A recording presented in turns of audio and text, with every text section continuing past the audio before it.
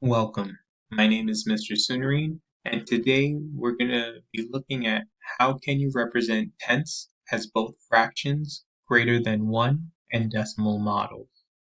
Before we get into today's lesson, we're going to review decimals and fractions. In decimals and fractions, I provided an example of 5.4. Here are three different ways we can represent 5.4. The first one is a decimal. 5.4, we can notice that it's a decimal because it has a decimal point. The next one is a fraction representation, and we would say this as 5/4. The last one is a written representation, 5/1 and 4/10. These are all three ways we can represent 5.4. And in addition, when we're looking at 5.4, the number over here, the 5, which is before the decimal point, represents a whole number. The number after the decimal point represents part of a whole or a fraction. Now we're going to go into a practice problem to work through decimals and fractions.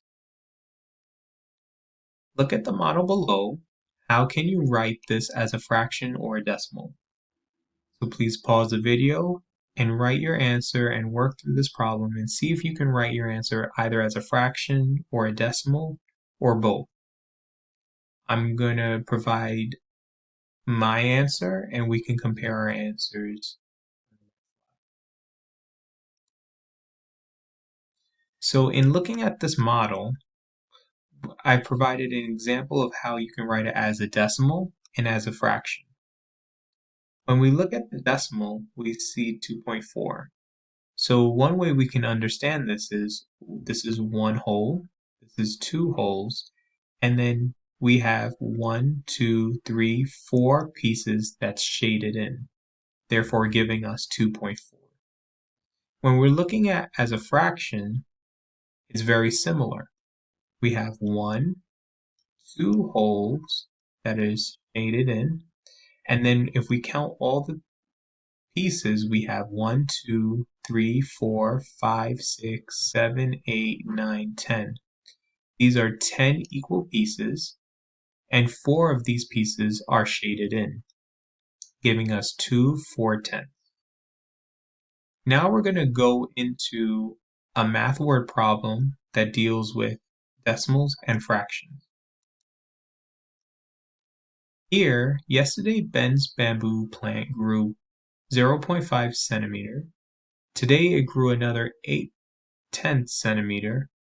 How many centimeters did Ben's bamboo plant grow in 2 days? So pause the video, work through the problem, and see if you can develop your answer here. I'm going to provide step-by-step guidance on the next slide to help you with this process or compare your answer. So when we read the problem, we can focus on the last sentence. It says, how many centimeters did Ben's bamboo plant grow in 2 days? This tells us add how many centimeters did Ben's bamboo plant grow in 2 days. So we're going to look at what happened on the first day and the second day, and we're going to combine that, which means add. In working through this problem, it's important that both values need to be the same. So this means both of them need to be both decimals or both fractions. And in the problem, it's written in different. 0.5 is written as a decimal and 8/10 is written as a fraction. So what I provided here is some just guidance that tells us 0.8 is equal to 8/10 and 0.5 is equal to 5/10. I've also provided you in examples of how to work through decimals if you feel comfortable with that, or fractions. We both get the same answer in both situations, but feel free to do what's easier for you and even challenge yourself if there's something that you don't understand.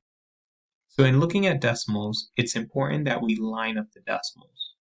0.5, and 0.8. Notice the decimal points are right below each other. We add the two numbers together and the two values, we get 1.3 centimeters. In looking at fractions, we see that 5/10 plus 8/10. When we're adding fractions, we want to make sure we're adding the numerators across, and for the denominator, it remains the same, giving us 5 plus 8 equals 13. The denominator stays the same. 10 over 13 is an improper fraction, so we want to convert it into a mixed number. 13 over 10 can break down into 10 over 10, which is 1, and we're left with 3/10, giving us 1/3, which is our answer here. Now what we'll be doing is going over some practice problems in converting between decimals and fractions. Express the measurement as an equivalent mixed number. Here we have 3.7 centimeters and 2.5 centimeters. They're both in decimals, and we're going to try to write it as mixed numbers. So pause the video, see if you can work through this, and we're going to compare our answers on the next slide. So in looking at when we're converting decimals into fractions, it's important to recognize where your whole numbers are. So in both examples, 3 and 2 are your whole numbers. Therefore, we can write 3 here and 2 there. The 0.7 and the 0.5 tells us our fractions. 7 turns into 7/10, and 0.5 turns into 5/10. Notice how both denominators are 10, and the number after the decimal goes on the numerator. So 0.7, 7/10, 0.5, 5/10. We're going to look at some examples, and we're going to convert them into decimals. Here, write the following numbers as an equivalent decimal. So here are two examples, and we're going to try to work through writing each of these as a decimal. So please pause the video and see if you could do this, and we're going to compare our answers on the next slide. Just like in the previous examples, it might be helpful to recognize your whole numbers. These are numbers that will go before the decimal. So 4, 1s, and 3 are your whole numbers. And we see that 4 is written first and 3. Then there is a decimal point here and a decimal point there. The next part, 2/10, tells us 2 goes here, and 4/10 can be converted as a decimal as 0.4, giving us 4.2 and 3.4. Now we're going to go into our summarization.